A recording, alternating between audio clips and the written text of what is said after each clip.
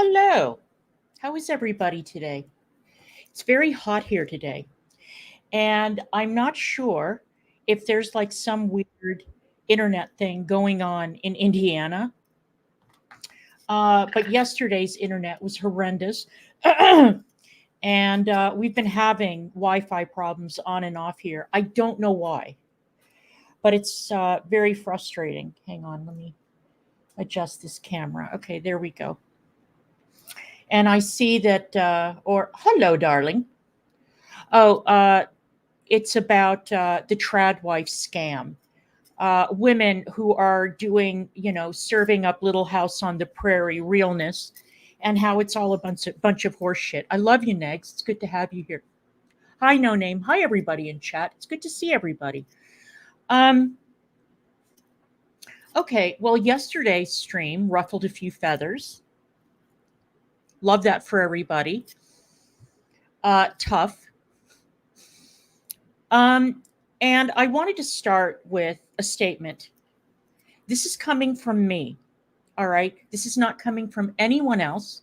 This is not coming from Negs. This has nothing to do with him. Nothing, all right? This is me saying something that has been bothering me that is not related to Negs, and nothing that I say should be attributed to him because it doesn't have anything to do with him, okay? This is me. Okay. I think it's about time for everybody to own up to the shit that they've done. And certain people have been incredibly stubborn, which is their right. Nobody has to atone if they don't want to. But I am going to say something about something that has been bothering me for a while now. Take it or leave it. Makes no difference to me. I'm just getting this off my chest. One of the things that has bothered me a lot is people refusing, hello game vibes, people fucking refusing to take accountability for the things that they have said and then turning around and acting like they didn't do anything. I've never done anything to anyone. I've never said anything to anyone. That is out of pocket. I have never done XYZ. No. I'm going to give you an example. And I'm not saying this because I'm expecting an apology, because I'm expecting retribution or anything like that. I am just saying something that I think was grotesque.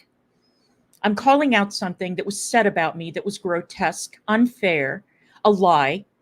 And I've had enough. I've had enough. And it's about the gaining ground. All right. A lot of water has gone under the bridge, and a lot of harsh words have been exchanged between myself and Gigi for the past 4 years. And I'm willing to let all of it go because a lot of it doesn't matter. All right. It's about my appearance. It's about my vagina. It's about the moisture level of my vagina. It's about my looks. It's about my age. All of that is bullshit. Okay. I write that all off as shade.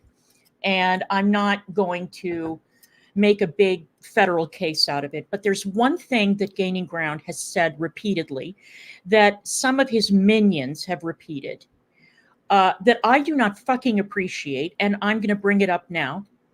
And from now on, I will forever hold my peace about this issue.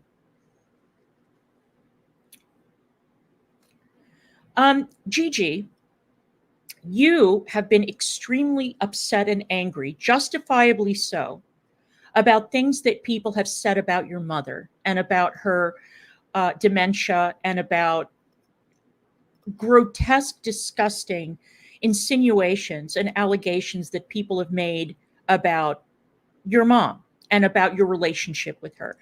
These things have been so disgusting, so vile, and you have every right to be upset. Now, here's what I'm upset about. My father also suffered from cognitive decline, and it went on for about 10 years.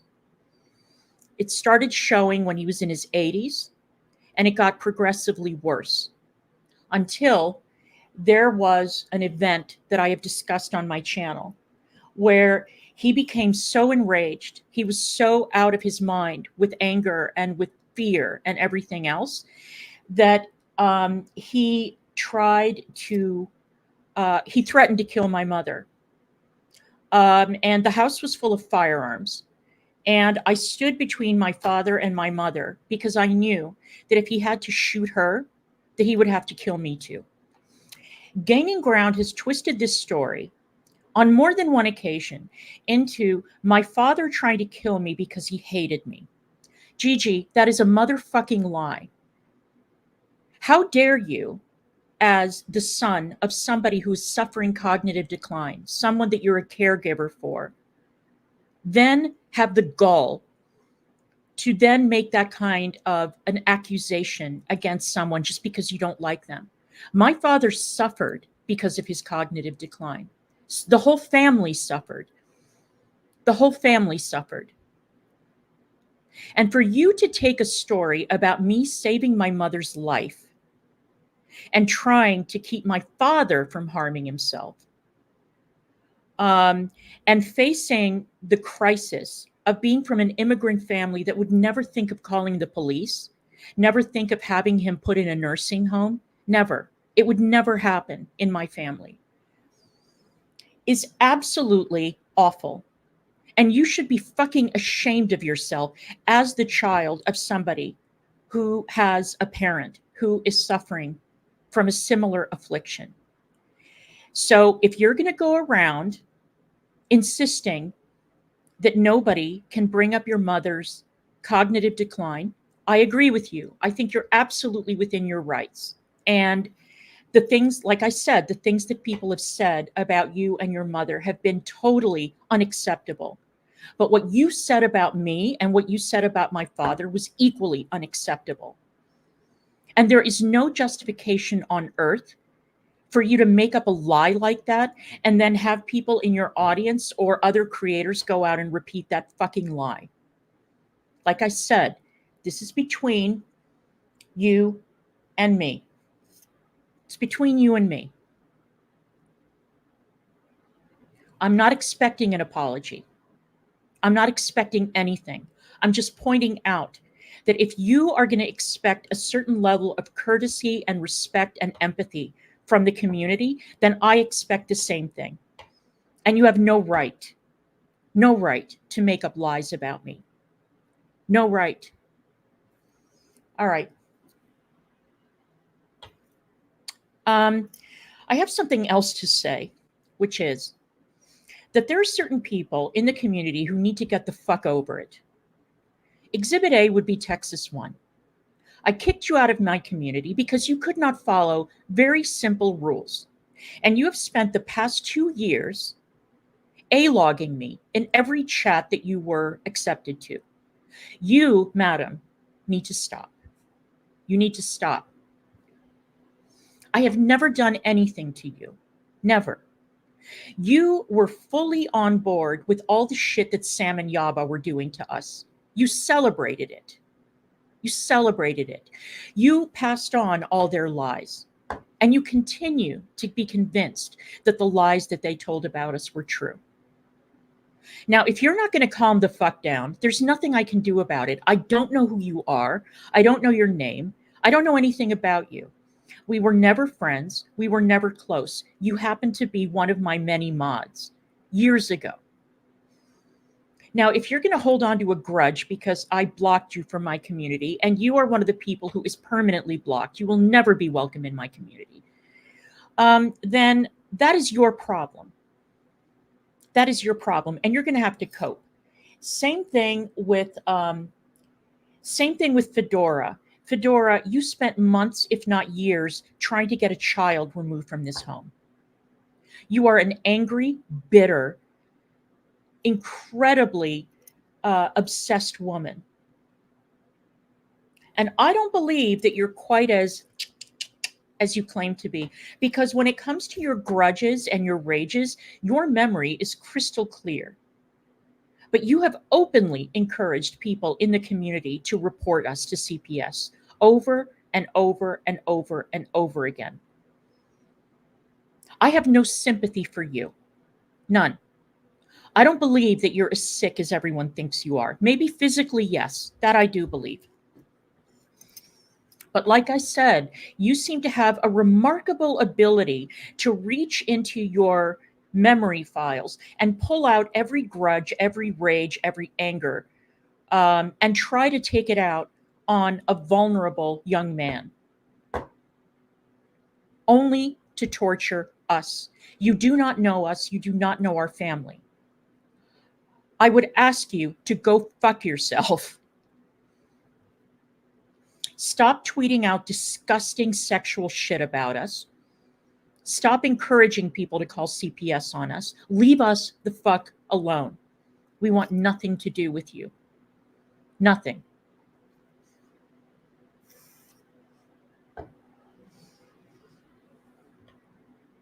Um,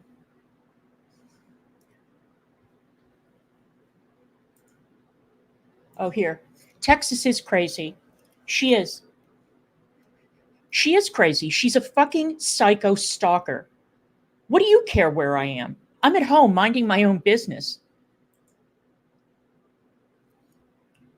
Yeah. And leave D alone too, Texas. Whatever the fuck your name is. You're psychotic. You're crazy. I mean, I can't help it if you A-log. I solved that problem by blocking you in people's chats so I wouldn't have to see your horse shit. But leave us alone. We have never done anything to you. Never done anything to you. The only thing I did to you was tell you to get lost.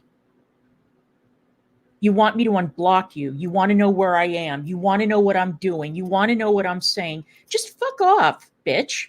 Fuck off. All right. So today's topic of conversation is Tradwives, which will be defined in the video we're about to watch. The content creator is called Hannah Alonzo. I have linked her channel in the description. She's terrific. I love her. She's very soothing. She does a lot of MLM content that I'm not interested in, but she also does great content about influencers. And I saw this video recently and I thought, oh, okay, we can talk about this topic. Because after all the exposure of Ballerina Farm, which is a topic I intend to cover at a later date, I thought, what a good topic, because there's been this outbreak of, hi, no, thank you. There's been an outbreak of people on TikTok, of course, women who have taken on this tradwife role. And the thing that strikes me about it is not that women have decided that they're going to be stay-at-home moms. That's not the point. Okay. The point is that these women are so incredibly fake and phony.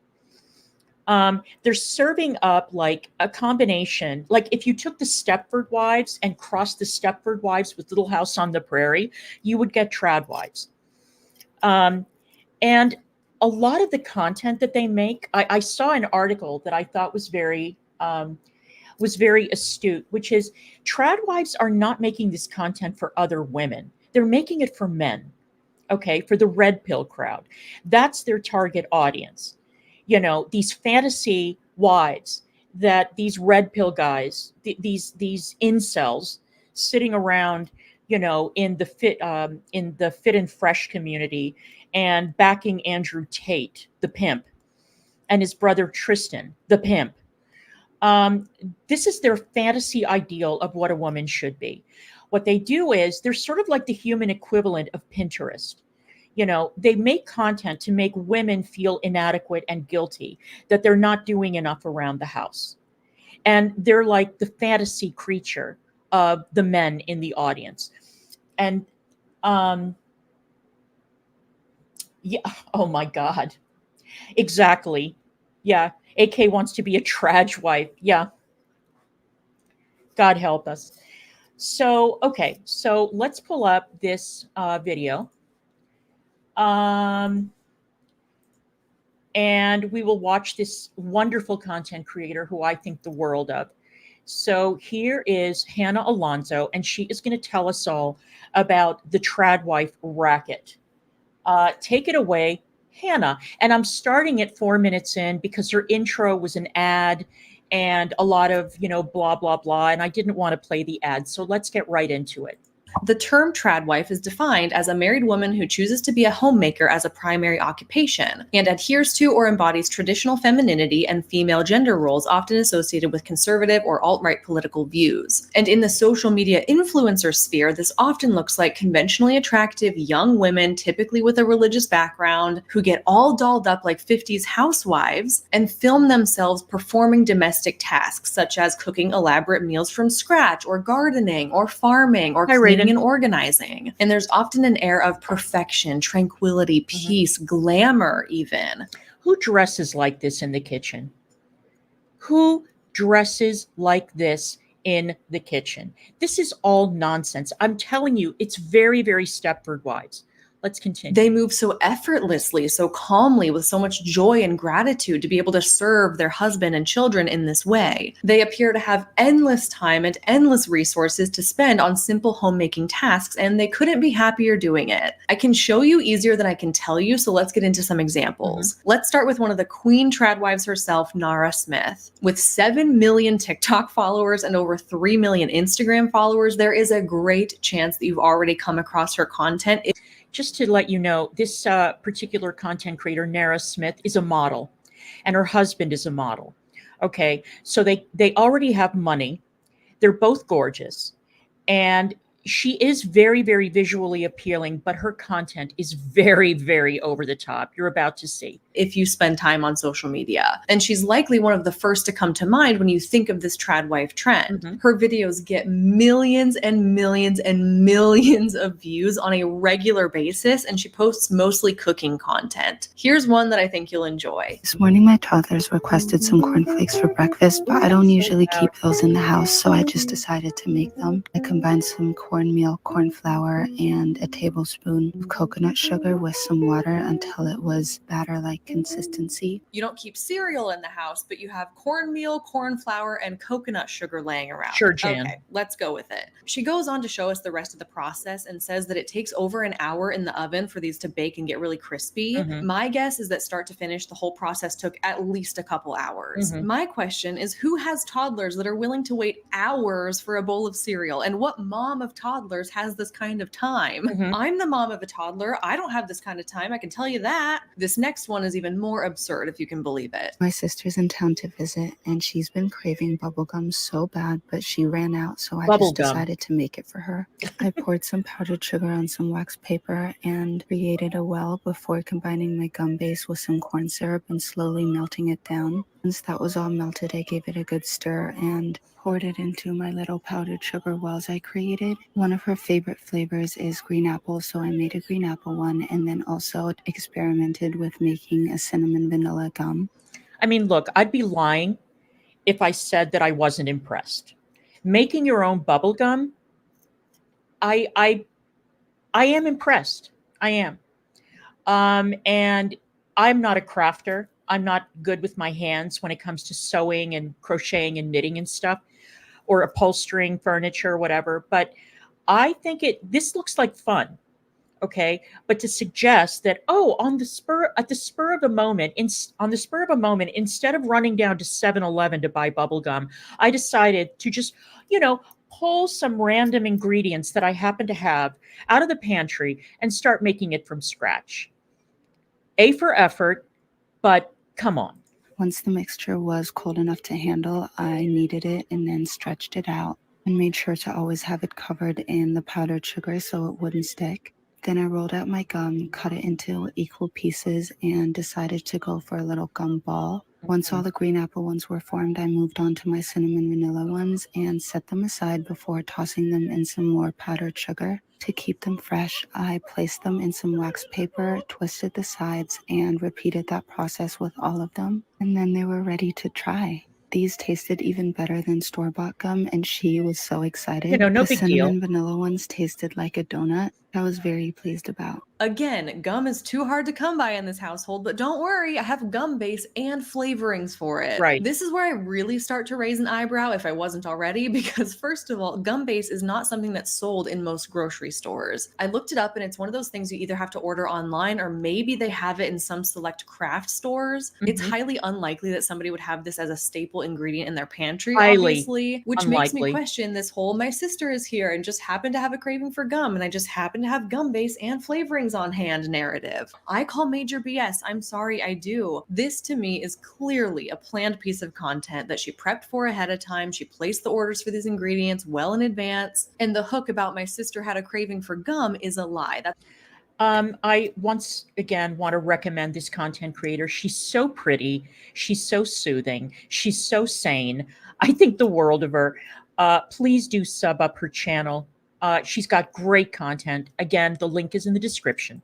a content hook. That's not the reality. So then it starts to make me question all of her other hooks. My toddlers were asking for this. I had a craving for that. Mm. I just have a hard time believing it personally, Of especially course. when I saw this one. This morning, my toddlers woke up with a cough and a Mm. little bit of a sore throat, and I don't Look at usually that keep dress. cough drops or traditional medicine in the house, so Of let's course make not. some. Wanted to make lemon ginger and elderberry cough drops. I poured some honey into my pot and then moved on to peeling my ginger. Yeah, I don't keep traditional medicine or cough drops in my house, but I do happen to have fresh ginger. Come on, bitch. Come on. Didn't want to use too much ginger because I didn't want it to be too spicy for them. And that dress, though, that dress.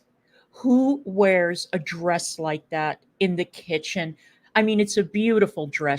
She looks gorgeous in it, but come on. So I just eyeballed it and then also added some elderberry and about half a lemon. You can definitely adjust this to whatever you want to do. After I added all my ingredients to my honey, I gave it a good stir and boiled it on the stove until it reached about 300 degrees Fahrenheit. In the meantime, I prepped my mold. Once my honey was hot enough and reached the hard crack stage, I spooned it into my mold. I had to work quickly because towards the end, my honey began to thicken. Popped those in the fridge to harden quicker, and then when they were cooled off, I popped them out of their molds. I laid them. By the way, Negs, I did find out who was leaving all those thumbs down on your streams. I found out the name. I'll tell you later. It was one person, and it wasn't AK. So, just to let you know. On some arrowroot powder to prevent them from sticking, but you can also use cornstarch or powdered sugar. These were so soothing. Same deal here. Oh, my toddlers woke up sick this morning and I just happened to have fresh ginger and elderberry and arrowroot powder and cough drop molds in the pantry.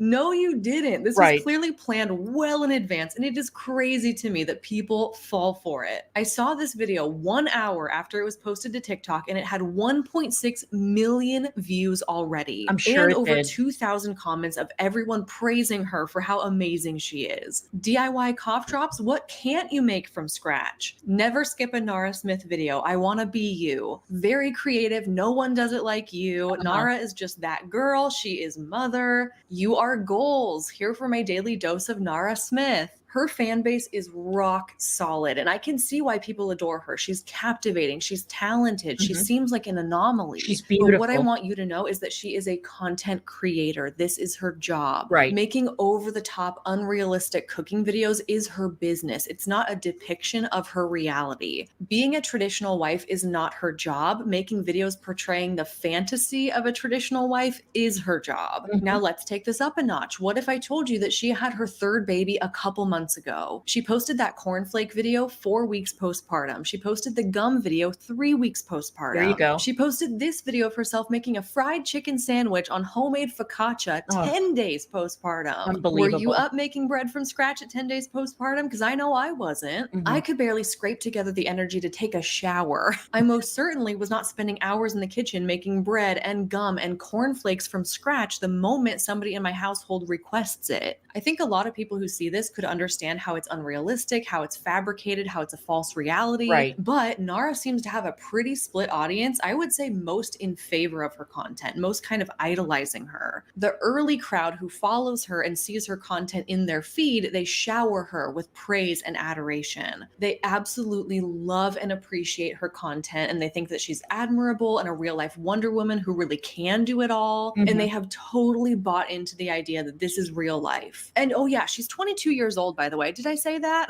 Which I think only adds to her allure of how she seems so established and put together. And you're absolutely right. Let me go back to StreamYard. Maddie Mads, you are absolutely right. Of course, she has a team helping her. Of course, she does. With the money that she makes on TikTok, the money that she and her husband make modeling, of course, she has people working for her. She has assistants. Just like any cooking channel or any person who makes their living cooking on the internet or on TV, they always have a staff. Always. All those cooking shows that I used to watch on PBS always have a team of people who are backstage, behind the scenes, cutting up vegetables, mixing everything, measuring everything. Yeah, of course. Of course. All right, let's continue. On the other hand, the late crowd who's being fed her content through the algorithm maybe a few days later, they're more critical. They're not buying it. And they point out that she's portraying a false reality, that new young moms have the time, energy, and resources to do this kind of thing. Right. And then there's people out there who are like me, who are split. I think her videos are gorgeous. I think they're relaxing. I admire that she knows how to make so many things. I think it's wonderful that she's cooking homemade meals. And she seems relatively unbothered. She's just doing her thing, cooking for her family, and I love that for her. But the other part of me is kind of annoyed and critical, and I had to really get to the bottom of why I was feeling that way. Am I annoyed that she's cooking everything from scratch? No, I don't think that's it, because I also love cooking for my family. I also find that to be really fulfilling. I see the benefit in doing that. Who's going to be like, bad mom, homemade food, gross? Showing your love for your family through cooking for them, disgraceful. Like, that doesn't make any sense. It does make sense. Not using that language, not those terms, but the fact that it is so artificial, it is so unrealistic. It's a fantasy version of what a housewife is. This is not something that anyone can do, right? Not on a regular basis. And again, I'm going to be talking about Ballerina Farm later on at some other point. Because the Ballerina Farm story has really, really taken off to the point that it made it into the New York Times. And depending on who's reading the story, you will take away something different, you know. I mean, the woman, they're both Mormons. The husband is very handsome. He's extremely wealthy.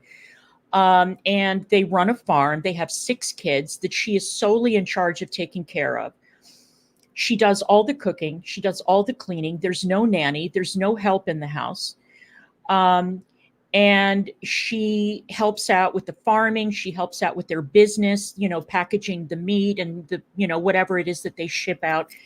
And her husband had to admit that sometimes she is so exhausted that she stays in bed for a week because she literally can't stay on her feet anymore. It's too much for her. The woman of Ballerina Farm was at Juilliard. She was studying ballet at Juilliard, which is one of the most elite competitive art schools in the world. She dropped out of Juilliard to marry this guy, and all she said, she's asked him for very little.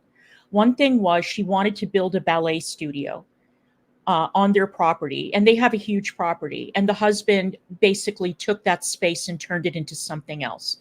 She asked for tickets to Greece for her birthday, and the guy's father is the owner or the chairman of JetBlue. This is why they have so much money. The guy owns an airline, right? And he couldn't even get her tickets to go on a vacation. This is what an asshole the husband is. So I am side-eyeing the whole thing. And in the video, she always looks very put together, very graceful. I mean, she's a ballerina, so very graceful, you know, got her figure back within minutes of giving birth, that kind of thing. But you can tell that this life is going to wear her down eventually. And she's a young woman. And they're going to keep on having children. So it's all very sad. Is it that I'm jealous that she gets to be a stay-at-home wife and mom? I don't think it's that either, because I'm also a stay-at-home wife and mom. I don't think it's her role within the home that rubs me the wrong way. So if it's not the fact that she's a homemaker and it's not the fact that she cooks food from scratch, I think the point that bothers me and others is that homemakers know what it takes to live the homemaker lifestyle, and Right. we know that it looks nothing like this. Nothing. I think it's too easy to say, oh, well, if her content makes you mad, you must just be jealous of her No. in some way. I don't think that's truly it. The issue is not with the role itself, it's the misrepresentation of the role. Getting Right. all dolled up to spend 2 hours in front of your tripod making cereal from scratch while your kids are occupied and taken care of by somebody else Exactly. is not an honest representation of what a homemaker or a stay-at-home mom does. Not at all. We're watching a curated and privileged fantasy. Most stay-at-home moms do not have this privilege. We know from firsthand experience that making breakfast for toddlers is a challenge. They're Right. hungry, they're impatient, they're loud, they're underfoot, they're in the way, or Mhm. they're in the next room unsupervised getting into something they shouldn't be. Mhm. And we are lucky if we can make them a scrambled egg and a piece of toast before we lose our minds or before they burn the house down. Right. So to watch content like this feels like a gut punch, because it's like, how are you managing to do that? What do you mean you have hours to make cornflakes from scratch in a gown? And I would In a hate for gown. any new mom or soon to be mom to watch this and glean an unrealistic expectation of what motherhood or homemaking looks Mhm. like, because this ain't it. No. I was that naive soon to be mom who created this expectation of what my job as a mom was going to look like, and how much I'd be able to get done in a day, and what kinds of meals I'd be able to prepare, and how my baby should be behaving, and how much free time I would have for myself. Mhm. Like I can't even say that without laughing now. It is so laughable. But I created this image in my head of what I thought my life was going to be like after my baby was born because of what I saw influencers put on the internet. Because And that's why I call this genre of content the human equivalent of Pinterest. It's put up to make you feel like your home is too dirty, like your kids aren't perfect, like you're a slob, like you're lazy, like you're not doing enough in the house. I mean, you know how Pinterest is. You look at these gorgeous rooms and you think, wow, if only I knew how to craft, if only I knew how to make a quilt, if only I knew how to do X, Y, and Z. That's why I only go on Pinterest to look at old pictures of celebrities. And occasionally I will look at some sort of decor tip and take it under advisement. But I'm not crazy enough to think that we're all talented enough to be able to pull together that perfect home. And what kind of a perfect home can somebody have when there are kids, when there are dogs, when there's life going on in the house, and it doesn't look like a room after it's been staged by a professional stager when the home is up for sale? I mean, come on. I didn't know that it was fake, and it wrecked me. I was in for a rude awakening my first few months of motherhood, because my life was going nothing like I thought it should, based on what I had seen influencers posting on social media. So I do get heated because this feels like a deeply personal issue for me, something that I have gone through extremely recently, and I don't want other people to experience the same frustration I had when my postpartum experience wasn't going as seamlessly and beautifully and effortlessly as influencers seem to be. This Right. video of her making focaccia at 10 days postpartum has 30 million views, for Wow. God's sake. There's got to be Wow. at least a certain percentage of those people who watch this because they think it's aspirational or inspiring or Exactly. achievable, and they desire to live like her, and they look at her as a role model. Or there's people who are made to feel bad about their own positions or Right. capabilities or life circumstances because they're not able to do what Nara is doing. But I want people to understand the true logistics that go behind creating this kind of content. Correct. I need you to think critically about what's going on outside the scope of the camera lens. Yep. What we're watching is somebody whose kitchen is set up like a filming studio. Right. She spent time making herself camera ready for her role. Hair, makeup, beautiful gowns. She's prepped exactly what meal she's going to make. She's following a content calendar that's been planned well in advance. Right. She doesn't have a grocery store sized pantry with every ingredient imaginable. She has lights and tripods. She's taking breaks to position her phone perfectly and get all the different angles. She has arranged childcare behind the scenes that affords her the time and space to create these videos in peace. She's She's not a one-woman show. She has help, she has resources, she has privileges that most stay-at-home moms do not have. And that is wonderful for her. I do not want to diminish that. She's clearly worked very hard to build her platform that now affords her these luxuries, and that's a well-deserved accomplishment. And truly, there is no judgment and no jealousy coming from me based on that. But what we're not going to do is watch her beautifully curated cooking videos and start beating ourselves up about how we don't have the same time and resources to be doing the same thing for our families. It doesn't make you any less of a wife or mother. It doesn't make you a bad mom if you feed your kids cereal from a box. It's okay if you're not cooking 10 days postpartum. It's okay if you feel frustrated that every task you do feels like it takes 10 times longer and is 10 times harder than it should be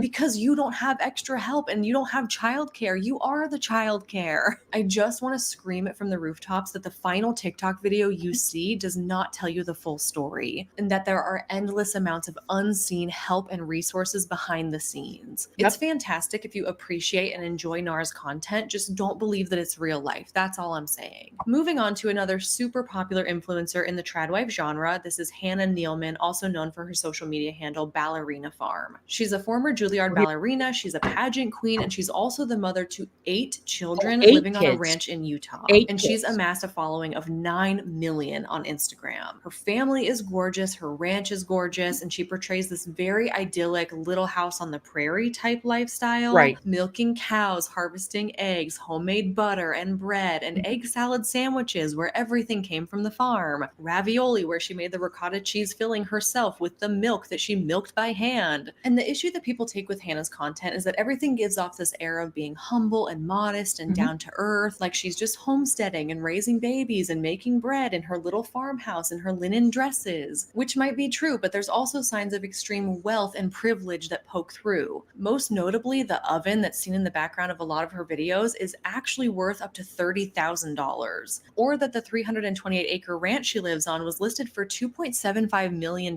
when they purchased it in 2018. You're probably going to be hearing my cat Zeke in the background. I cannot for the life of me get him to be quiet. I'm at the point now where I've given up. I've let him in and out and in and out. I repeated that last line about the price of the ranch 13 times, and he interrupted every single one of them. My patience is gone. I'm just going to talk over him. So sorry about that. Another thing that people have discovered is that her father-in-law is David Nealman, the founder of 5 commercial airlines, including JetBlue, and whose net worth is $400 million. There you go. And another sign of her wealth is that her farm is fully operational and she runs a successful farm-to-table agriculture business. And all of this is fine. There's nothing wrong with being wealthy or successful. But exactly as we talked about earlier, there's clearly unseen privileges that are going on outside the scope of the cute little video we see on Instagram. Of course. Some of her followers almost feel cheated once they discover that she's extremely wealthy and she likely has all the money and resources in the world to help her. She's somebody that has generational wealth who left her city ballerina pageant lifestyle to become a homesteading Tradwife influencer. But she doesn't have all the help, though, because her husband insists that she do all the childcare on her own, making the butter from scratch, all of that crap. She is exhausted. Now, maybe they have staff to help with the farm and to help with the shipping and all of that kind of thing. But as far as the household duties are concerned, I thought she had 6 kids. It turns out she has 8. Good Lord. Seemingly almost like a hobby of hers. She's making herself out to be this traditional wife who stays home and raises the kids and bakes bread all day, but she's actually a wealthy business owner, which therefore makes her content feel performative, like an act. And keep in mind that none of this information about her wealth came to light because Hannah herself offered up that information. In fact, she portrays herself as just the opposite. This post from 2021 says, "With the ink still wet on the real estate contract for our new little farm, we drove to the nearest farm goods store to buy muck boots, overalls, gloves, and straw hats. We had 0 experience, 0 background in farming, didn't own a shovel or a single animal." She's intentionally trying to give off the impression that she came from humble beginnings with just a straw hat and a dream. And look at this fantastically successful farming business that she's been able to build without giving any credit to her generational wealth or her privileges or the help she had along the way. It was internet sleuths who did some digging and uncovered and publicized this information. I think the ballerina Ballerina Farm account is another great example of how Tradwife influencers will cosplay as something they're not. And they're Exactly. doing a really bad job. They're not making it very believable. They build their whole following around being this superhuman, inspirational wife and mother who can manage it all. And they're just hoping that their audience don't think critically for a second about the logistics of what's actually going on behind the. And that is exactly why I eventually got turned off by the makeup community. I got turned off by it because they all made it look too easy. A lot of them, or most of them, are incredibly dishonest. They hide affiliate relationships. They don't disclose them. And the worst ones are the ones who are not just makeup, but also do like those vlogs. I mean, I remember, this is an old story, but there was a content creator called content creator. I don't remember what her original name was, but I think she goes by Samantha Maria now. And she and her husband lived in this gorgeous house in London. And she is beautiful, absolutely beautiful. And she would do these morning routine videos, right? And it took me a while to figure out that every single item that she showed in those videos was a paid placement. So, for example, Soap and Glory. Do you guys remember Soap and Glory? It's a very popular brand in the UK, and it smells great, and it's very affordable. You can buy it at Boots. It's not Joe Malone. It's not high end, and I loved Soap and Glory. But that was at around a time when Soap and Glory was reaching out to a lot of the beauty community people and paying them to show their products on video. None of these affiliate links or none of these brand deals were ever disclosed by any of these content creators. It was like, oh, okay, here I am. I'm going in the shower. I've got my Soap and Glory body wash or whatever it is. And that's just one example. I mean, basically, every single item that was in those videos, from the coffee maker to the waffle maker to the pots and pans to the makeup to everything, was all a paid placement. These girls don't do anything for free. And I was dumb enough to think, wow, imagine having such an amazing life, living in this gorgeous house in London. Estee Lalonde was another one. Essie Button, who is now Estee Lalonde, she's another one. They all do that.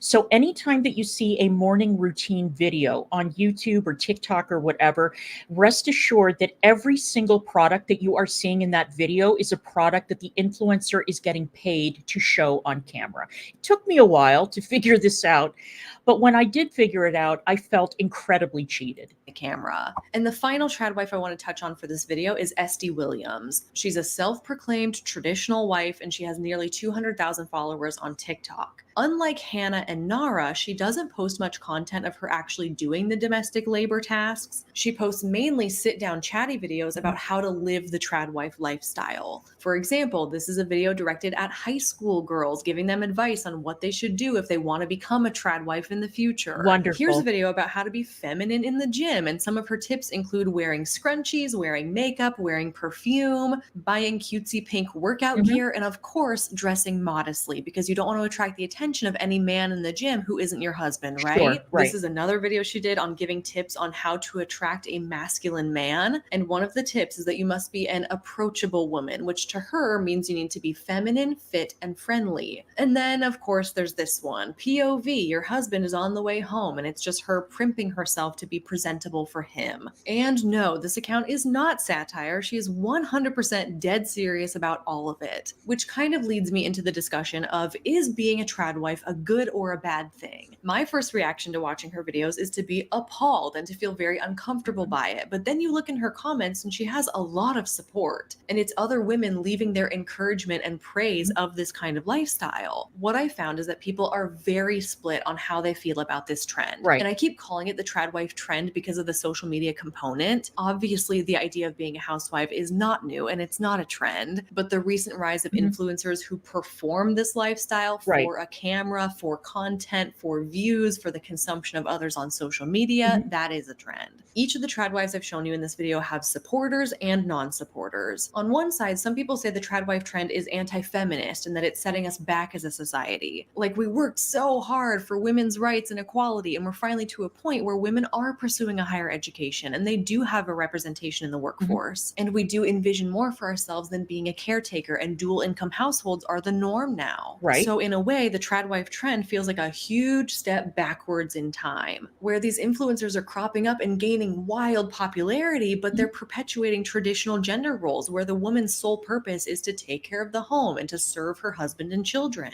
But there is another side to the argument. Some people appreciate the Tradwife movement in the sense that it promotes slower and simpler living where family is prioritized. If we have both spouses out in the workforce, then who's caring for the home? Who's caring for the children? In some cases, most, if not all, of one spouse's income is going right into childcare. So if that's the case, it could be an economical decision to have one spouse stay home, typically the woman. Some also believe that in the fast-paced age we're living in right now, it can be desirable to take a step back, pursue a simpler way of living where we're really focusing on taking care of our homes and ourselves and our families. And another huge argument I see on the pro-Tradwife side is that feminism is a woman's right to choose. If they choose to enter the workforce, that's great. We support it. If they choose to stay home and be a homemaker, that's great. We support it. So many people believe that the Tradwife trend is not an attack on feminism. All of that to say, I'm not personally here to talk about whether or not being a traditional wife is a good or bad thing, because it's ultimately very divisive. Everybody has their own opinions. And if it works well for you and your family and it makes you happy and that's the choice you've made, then who am I to judge? What I am here to talk about is how social media influencers are redefining what the traditional wife role looks like. I'm here to talk about how that role is romanticized and exaggerated and performed in the modern social media age. Okay, so what I have to say about that is this is an argument that has been going on for decades. Decades. We had Gloria Steinem versus Phyllis Schlafly, you know, that women should stay at home, they should have a traditional role, with feminists saying, no, everybody break out and get a job and, you know, whatever, right? And then there's the combination that women can do it all, that women can work, that women can come home, they can take care of the kids, they can do it all on their own. Right. I have no problem with anyone who wants to, you know, set their college degree aside or their whatever degree aside and start having kids and be at home and take care of children. There is absolutely nothing wrong with that. Nothing wrong with it. And there is absolutely nothing wrong with women who choose not to have children or get married late or choose not to get married at all. And just focus on their careers. It is a matter of choice. There's no question about it. The problem is that a lot of these young women who are getting into this Tradwife thing, right? I remember reading an article about this years ago. It was a piece probably in the New York Times about young women who had Ivy League educations who were deciding after graduation that they were not going to go into their career of choice. And instead, they were going to stay at home. And the concern was, well, you're putting a lot of faith in the man that you're married to, that he's not going to leave you. He's not going to trade you in for a younger model when he goes through a midlife crisis. And more importantly, you also are assuming that there will never be an illness in the family, that your husband won't get fired, that he won't get laid off, that you will be able in some way to build up a huge nest egg in the event that there is a crisis in the family. And when you're young, you don't think ahead. You know, you don't imagine that there could ever come a time where, you know, one of the partners might get into an accident and end up needing care all the time, or that the economy could take a downturn, or that your spouse is in a field that could go kablooey. I mean, I'm thinking specifically of the dot-com craze of the 1990s and the 2000s, where people were making an enormous amount of money working for startups with no business plans, and VCs were throwing money at these startups. and people were making money hand over fist, and a lot of them were getting paid in stock also. And then when the dot-com bubble burst, they found themselves holding worthless stock because the company went out of business. I mean, we remember how many of those companies went out of business in the early 2000s. And now you're stuck because you had a job that you can't quite define when you go out on the job market looking for another job. And you've got a problem. You've got a mortgage, you've got kids, you've got car loans, you've got all this other stuff. So my suggestion is, okay, if you want to take that traditional role, unless your husband has an enormous amount of money, I mean, enormous amount of money, be careful. Be careful, because you never ever know what might happen. But this trad wife ideal that's being shown on social media is preposterous. It's performative. It's absurd. Come on. Because in my opinion, I think there's a huge difference between somebody who is an actual homemaker, stay-at-home mom, traditional wife, and a trad wife. Trad wives are influencers who are curating, promoting, and monetizing this lifestyle for social media. Right. I feel that the work of a stay-at-home mom or homemaker is true, honest, difficult, selfless work. I agree. But it does not look like what social media trad wives are showing us. Not at all. It's performative, staged, fake, too perfect, and too pretty to be believable. And this dissonance between viewers about if being a trad wife is a good or bad thing is in essence what keeps the trad wife influencers relevant. Their content relies on the conflicting engagement they get, Right. almost in a rage bait sort of way, which Rage I talked bait. about in episode 5 of this series. Right. They like that their content is a bit controversial. They intentionally create it to be that way because that means that the content performs better and their platforms grow easier and they make more money. Any attention is good attention. Any comment is a good comment as far as the algorithm is concerned. And these conflicting opinions in the Tradwives comment sections is exactly what has catapulted them into social media fame in the past year or so. Exactly, Which yeah. ultimately leads us here, the finale of the whole Tradwife topic and the reason that it even made it into this influencer series at all. And Right. that is that I want to make the point so crystal clear that being a Tradwife influencer on social media has become a business. Right. Tradwives are not simply traditional wives. They are social media influencers and businesswomen under the traditional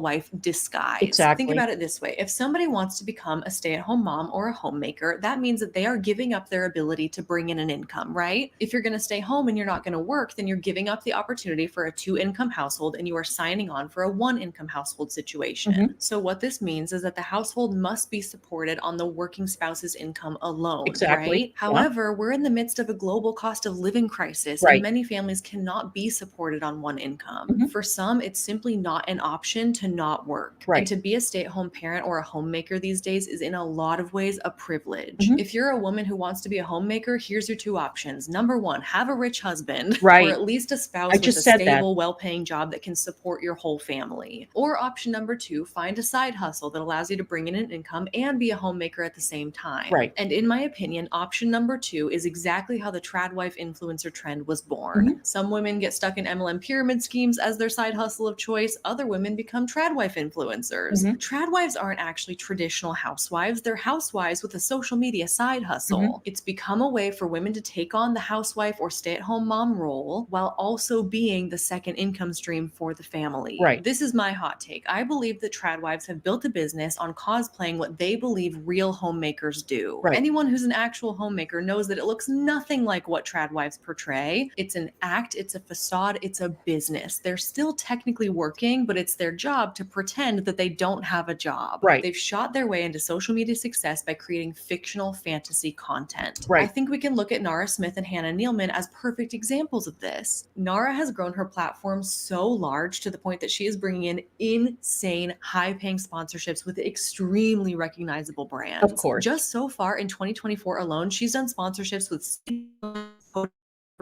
Calvin Klein,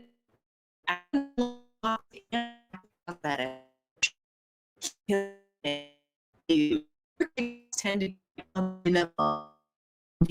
They like 30 million, 40 million sometimes. I don't think the general public understands how much money she's making from these sponsorships. It is truly astronomical, unbelievable kinds of money. Right. And that's just brand sponsorships, you guys. She also gets paid for TikTok views too. I'm not on TikTok, so I can't speak to how much creators make on that platform, but some other TikTokers have done the math based on how much they get paid for their views, and they've kind of extrapolated that data to estimate how much Nara might make. And some have estimated that she makes somewhere in the ballpark of like $200,000 a month in TikTok Wow. views. Like truly, this woman is most likely a millionaire. And before anyone gets it twisted, please know I am not hating on her for having those sponsorships or for having those views. Go off, girl. These are truly massive accomplishments in the influencer world, and that is amazing for her. My point in bringing this up at all is to say that being a Tradwife influencer is her job. Of It's course. a business. Of It's course. a brand. She is extremely wealthy, and that wealth affords her the privilege to be able to create this kind of performative Tradwife content. Do you make 6 figures a month by posting cooking videos on TikTok? Of No, course not. probably not. So Of why are course you not. comparing yourself to someone who lives that life? Right. She's completely unrelatable as Right. far as I'm concerned, and she's fantastic in her own right, but she's not to be looked at as the type of wife and mother to compare yourself to. Same goes for Hannah from Ballerina Farm. She's used her platform as a Tradwife influencer to skyrocket her farming business, and she also takes sponsorships, and she's also incredibly wealthy and is also somebody who's not relatable to the average woman, even though she tries to make herself out to be. I want to leave you with this thought. This is something I have not been able to stop thinking about and was honestly the inspiration for this video. It's an idea that I first heard about from Professor Neil on TikTok, and I'm going to show you a little piece of his video. I'm going to link the whole thing below if you want to watch it all. This morning I asked my toddlers what they wanted for breakfast, and they both said cereal, so cereal it was, and we got started right away. Have you ever asked yourself why it is that Tradwives and other conservative female influencers who promote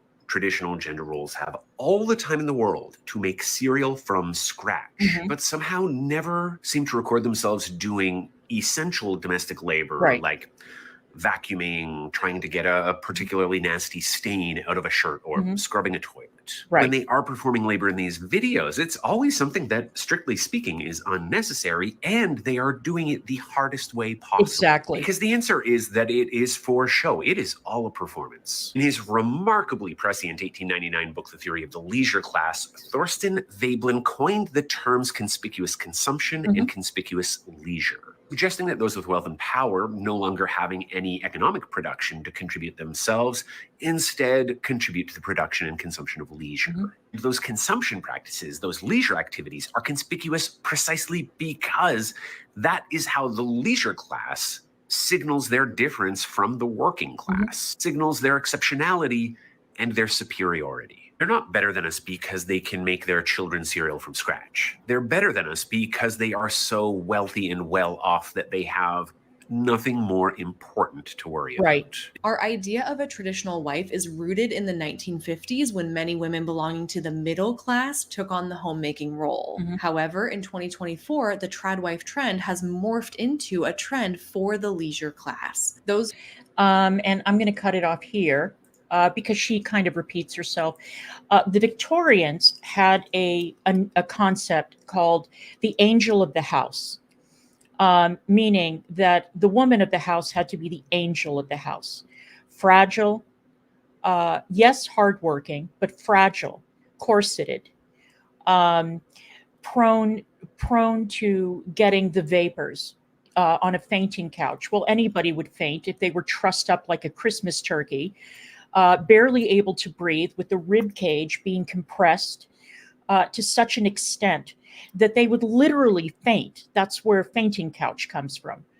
But the angel of the house ideal of the woman of the house is something that has been, it's been toyed with, it's been played with, it's been messed with. And of course, in the 1950s, you had, Leave It to Beaver and Ozzie and Harriet and all of those shows, which were eventually blown up in the 1960s and 70s. Where you had women who were working, women who were single, women who were divorced on TV. So, but the angel of the house ideal has never left us. The point is, just remember that these women are actresses. Okay, they're actresses, they're performing. No woman has the time to do what these women do on camera. And that guy is absolutely right. They never show themselves cleaning a bathroom or, washing dishes or folding laundry because, where's the glamour in that? Anyone could do that, right? But making your own cough drops from scratch, come on. All right, you guys, I'm going to get on with my day. Thank you so much for being here. I appreciate all of you, and I will see you guys the next time. Don't forget to sub on your way out, and I will see you later.